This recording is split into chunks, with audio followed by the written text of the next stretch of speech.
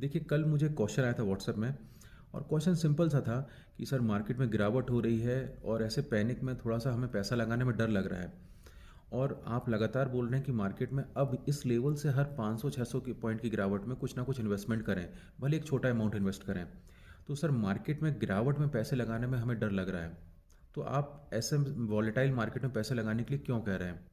तो देखिए, सबसे बड़ा रीज़न रहता है कि मार्केट में गिरावट कहाँ तक आएगी, कब तक आएगी, ये किसी को नहीं मालूम है।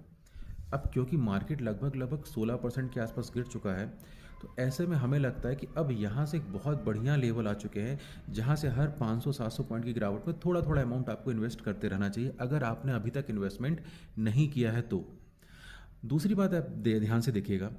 फॉर एग्जांपल के लिए आपने मान के चलिए 26,200 के निफ्टी में इन्वेस्टमेंट किया होता, किसी भी इंडेक्स फंड में या किसी भी इंडेक्स के ईटीएफ में पैसा लगाया होता।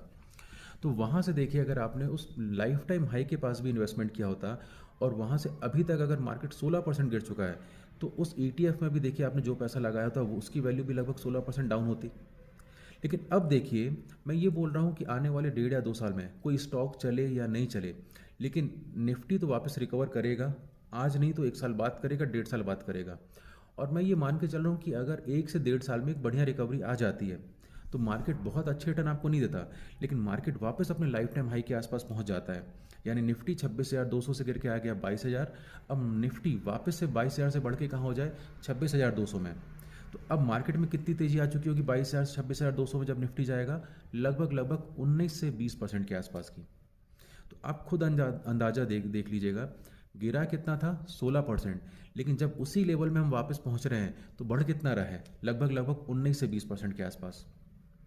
तो यही एक सबसे बड़ा रीज़न रहता है कि जब आप गिरावट में पैसे लगाते हैं और मार्केट में वापस रिकवरी आती है, तभी आप एक मोटा पैसा बनाते हैं। और ये एक सबसे बड़ा रीज़न है जिसके कारण मैं बार बार बोलता हूँ कि जब भी मार्केट में अच्छी गिरावट आ रही हो, 5% से 10%, 15%, 20% की, तो हर लेवल में थोड़ा थोड़ा अमाउंट आप इन्वेस्ट करते आइए, क्योंकि गिरावट के बाद ही जो रिकवरी आएगी वहीं पे आप एक अच्छा पैसा बनाएंगे।